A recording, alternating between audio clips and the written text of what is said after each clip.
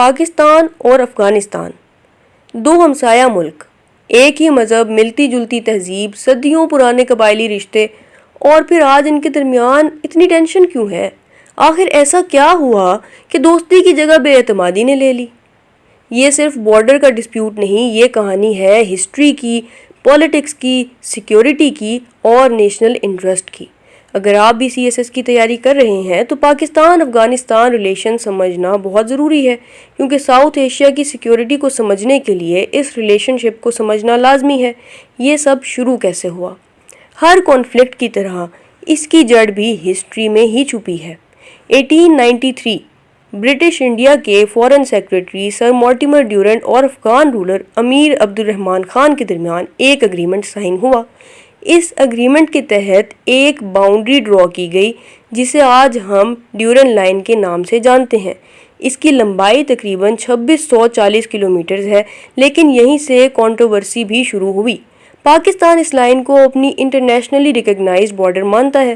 افغانستان کے اندر مختلف حکومتوں نے مختلف دوروں میں اس پر اپنے ریزرویشنز کا اظہار کیا، اور یہ ایشو آج بھی دونوں ملکوں کے ریلیشنز کو متاثر کرتا ہے۔ 1947 میں جب پاکستان آزاد ہوا تو دنیا کے اکثر ملکوں نے اسے تسلیم کر لیا، لیکن افغانستان کا رویہ مختلف تھا۔ دونوں ملکوں کے درمیان بارڈر اور پشتون ایریاز کے حوالے سے اختلافات موجود رہے۔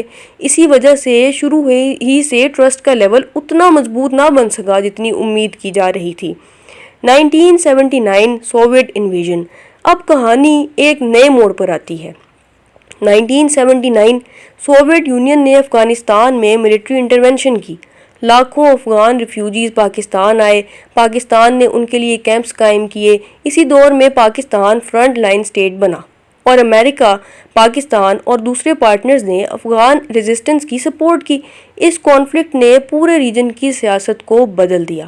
طالبان کا عروج۔ 1990s کے دوران افغانستان سول وار کا شکار تھا۔ اسی دور میں طالبان ایک نئی فورس کے طور پر ابھرے۔ 1996 تک انہوں نے افغانستان کے بہت سے حصوں پر کنٹرول حاصل کر لیا۔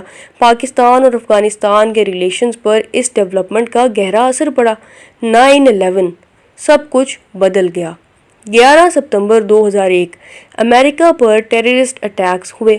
اس کے بعد امریکہ نے افغانستان میں ملٹری آپریشن شروع کیا۔ پاکستان پھر ایک مرتبہ ریجنل پولیٹکس کا سینٹرل پلیئر بن گیا۔ اس پیریڈ نے سیکیورٹی، بارڈر مینجمنٹ اور ڈپلومیسی کو نئے چیلنجز دیے۔ 2021 طالبان کی واپسی۔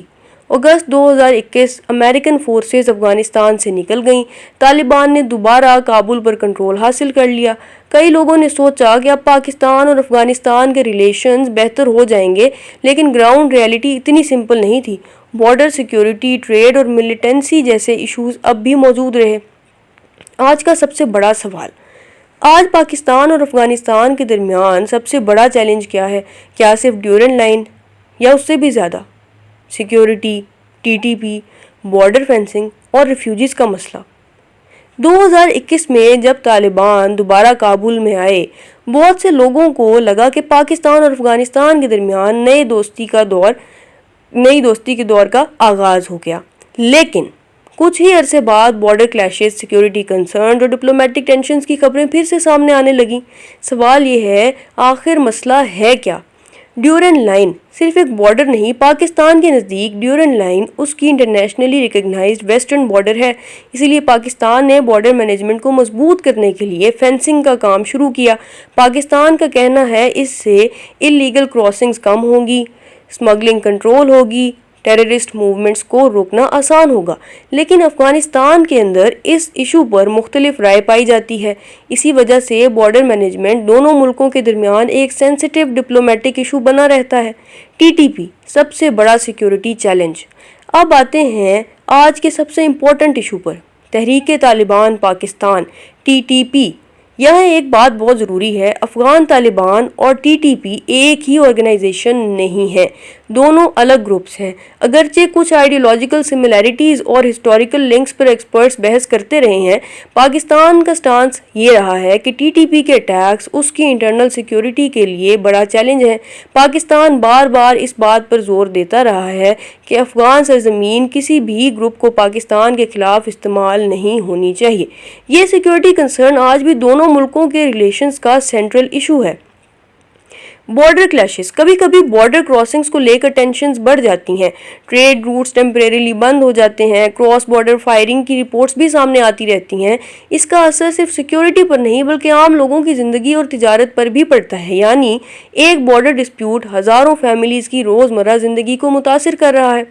افغان ریفیوجیز اب ایک انسانی پہلو۔ 1979 سے لے کر آج تک پاکستان نے لاکھوں افغان ریفیوجیز کو پناہ دی۔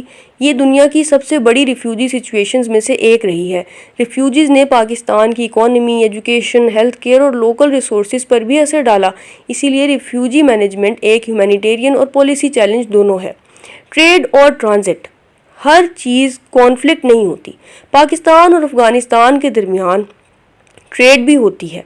افغانستان ایک لینڈ لاکڈ کنٹری ہے، اس لیے اس کی انٹرنیشنل ٹریڈ کے لیے پاکستان کے پورٹس اور ٹرانزٹ روٹس بہت اہم رہے ہیں۔ لیکن جب سیکیورٹی ٹینشنز بڑھتی ہیں تو ٹریڈ بھی متاثر ہوتی ہے اور نقصان دونوں اکانومیز کو اٹھانا پڑتا ہے۔ چائنا کا انٹرسٹ، اب سوال، چائنا کو اس سب سے کیا لینا دینا؟ جواب، ریجنل سٹیبلٹی۔ چائنا کی دلچسپی اس بات میں ہے کہ ریجن سٹیبل رہے، سیکیورٹی اور کنیکٹیوٹی بہتر ہو اور اکنامک پروجیکٹس کو امن کے ماحول ملے۔ اسی لیے افغانستان کی سٹیبلٹی کو ریجنل پرسپیکٹو سے بھی دیکھا جاتا ہے۔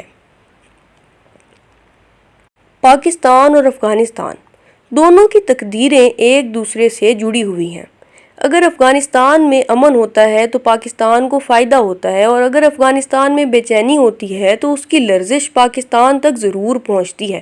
اسی لیے پاک افغان ریلیشنز صرف فارن پالیسی کا ایشو نہیں بلکہ پاکستان کی نیشنل سیکیورٹی، اکانومی اور ریجنل سٹیبلٹی کا بھی سوال ہے۔ کیا بہتر ریلیشنز ممکن ہیں؟ جواب ہے ہاں، لیکن صرف تب جب دونوں ممالک اپنے میوچل انٹرسٹ کو پریورٹی دیں۔ پرماننٹ پیس کے لیے صرف بارڈر پر سیکیورٹی بڑھانا کافی نہیں، ٹرسٹ، ڈائیلاگ، اکنامک کوآپریشن اور پولیٹیکل انگیجمنٹ بھی ضروری ہے۔ پاکستان کی پریورٹیز، اگر ہم پاکستان کے پرسپیکٹو سے دیکھیں تو اس کی میجر پریورٹیز ہیں secure border management, counter terrorism cooperation, stable Afghanistan, safe trade routes, refugee management. Pakistan کی کوشش یہ ہوتی ہے کہ اس کی ویسٹرن بارڈر پیسفل رہے تاکہ وہ اپنی اکنامک ڈیولپمنٹ پر زیادہ توجہ دے سکے۔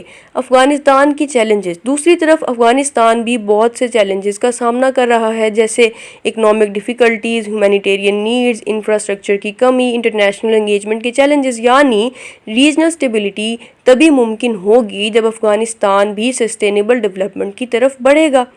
ریجنل پلیئرز کا رول، پاکستان اور افغانستان کے ریلیشن صرف ان دو ممالک تک محدود نہیں، کئی ریجنل اور انٹرنیشنل پلیئرز بھی اس ریجن میں دلچسپی رکھتے ہیں، جیسے چائنا، ریجنل کنیکٹیوٹی اور economic projects, Iran, border security اور regional trade, central Asian states, energy and connectivity.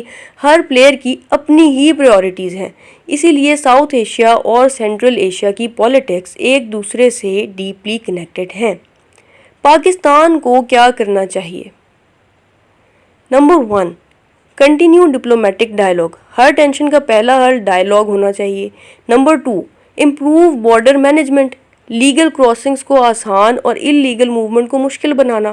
Number 3، expand trade, trade جتنی زیادہ ہوگی اتنی ہی اکنامک انٹرڈیپینڈنس بڑھے گی اور کانفلکٹس کے چانسز کم ہو سکتے ہیں۔ Number 4، counter terrorism cooperation, security concerns کو مل بیٹھ کر ایڈریس کرنا۔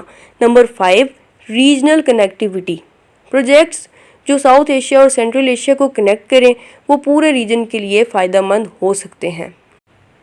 اب CSS کے لیے ایکسپیکٹڈ کویشچنز دیکھ لیتے ہیں۔ First, critically analyze Pakistan-Afghanistan relations after 2021. Number 2, discuss the major challenges in Pakistan-Afghanistan relations. Number 3, evaluate the impact of border management on regional security. Number 4, how can Pakistan and Afghanistan improve bilateral relations? Number 5, analyze the importance of stable Afghanistan for Pakistan's national security and economy. Pakistan اور افغانستان کو صرف ہمسایہ نہیں بولا جا سکتا، اس لیے انہیں اپنا مستقبل مل کر بنانا ہوگا۔ ہسٹری نے دونوں ملکوں کو ایک دوسرے سے جوڑ دیا ہے اور جیوگرافی نے انہیں ہمیشہ کے لیے ہمسایہ بنا دیا ہے۔ ساؤتھ ایشیا میں مستحکم امن کی بنیاد صرف مضبوط سرحدیں نہیں بلکہ مضبوط بھروسہ، مسلسل گفتگو اور مشترکہ ترقی بھی ہے۔ اور اسی کے ساتھ ہماری آج کی ویڈیو کمپلیٹ ہوتی ہے۔ اگر آپ کو ویڈیو یوزفل لگی ہے تو اس کو لائک اینڈ شیئر کر دیں، اور اس طرح کی مزید ویڈیوز کے لیے چینل کو سبسکرائب ضرور کر لیں۔